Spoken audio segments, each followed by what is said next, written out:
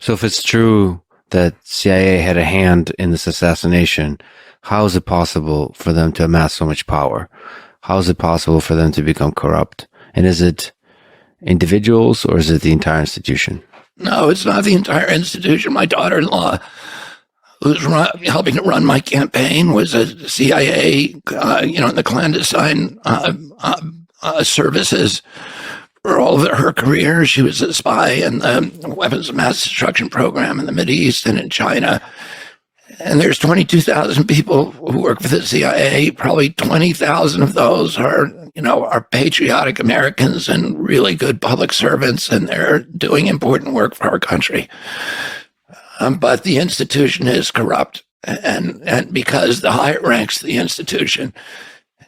And in fact, Mike Pompeo said something like this to me the other day. He was the director of the CIA. He said, when I was there, I did not do a good job of cleaning up that agency. And he said the entire upper bureaucracy of that agency are people who do not believe in the institutions of democracy.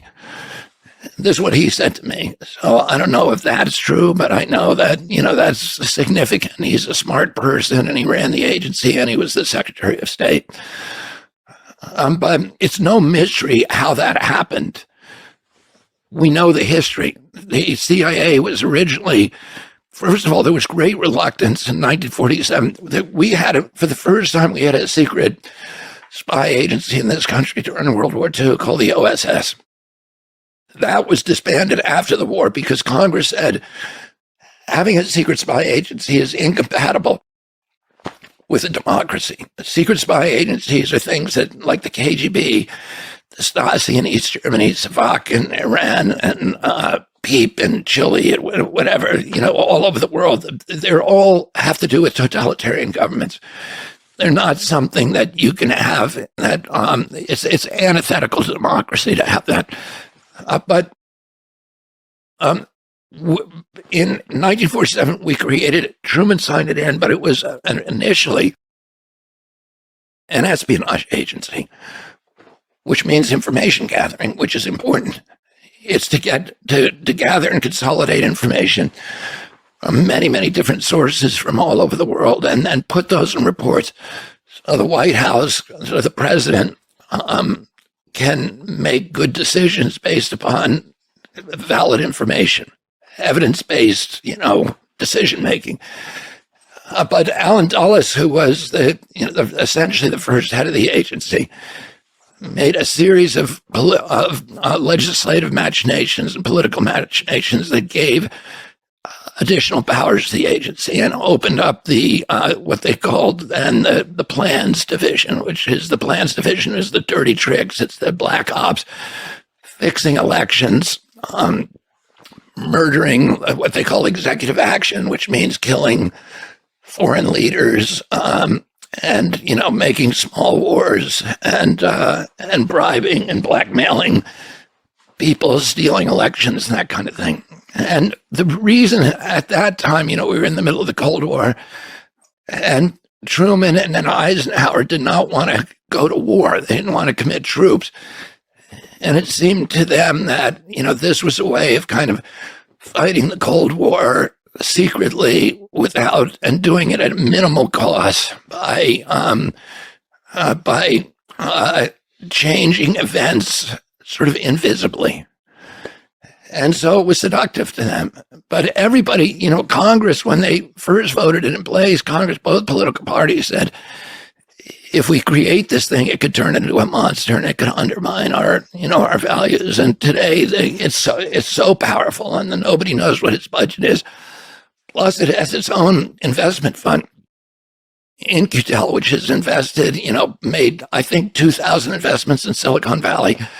So it has ownership of a lot of these tech companies that, and a lot of the CEOs of those tech companies have signed state secrecy agreements with the CIA, which if they even reveal that they have signed that, they can go to jail for 20 years and have their assets removed, etc. So the influence that the agency has, the capacity to influence events at every level in our country, is really frightening. And then for most of its For most of its life, the CIA was banned from propagandizing Americans.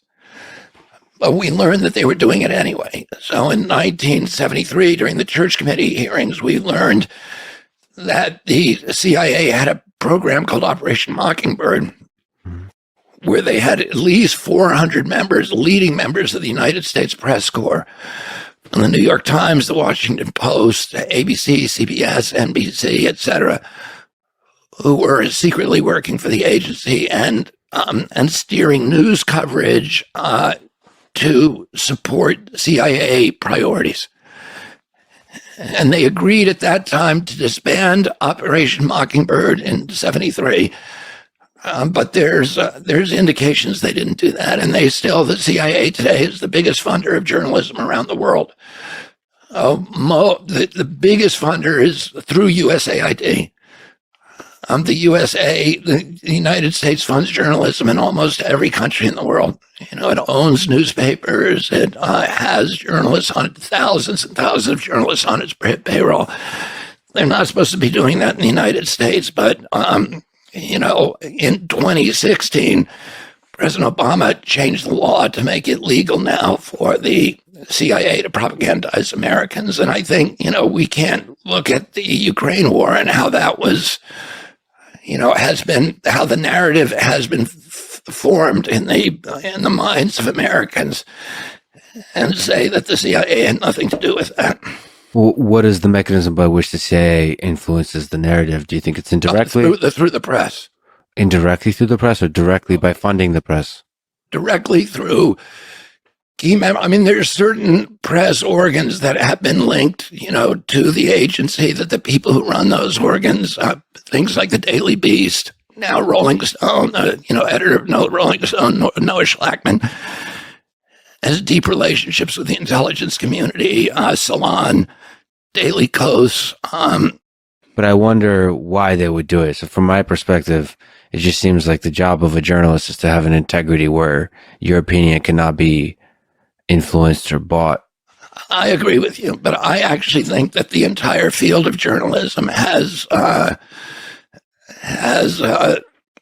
really shamed itself in recent years, because it's become, the principal newspapers in this country and the television stations, the legacy media, have abandoned their tradition of which was, when I was a kid, listen, my house was filled with the greatest journalists alive at that time. People like Ben Bradley, like Anthony Lewis, Mary McGrory, Pete Hamill, Jack Newfield, Jimmy Breslin, and many, many others, who recognize integrity and courage, journalistic integrity and courage. And for that generation of journalism, they believed that the function of a journalist was to maintain this posture of fear, skepticism toward any aggregation of power, including government authority. That people in authority lie, and that they always have to be questioned, and that their job was to speak truth to power and to be guardians of the First Amendment right to free expression. But if you look what happened during the pandemic, it was the inverse of that kind of journalism, where the major press organs in this country were, instead of speaking truth to power, they were doing the opposite. They were broadcasting propaganda.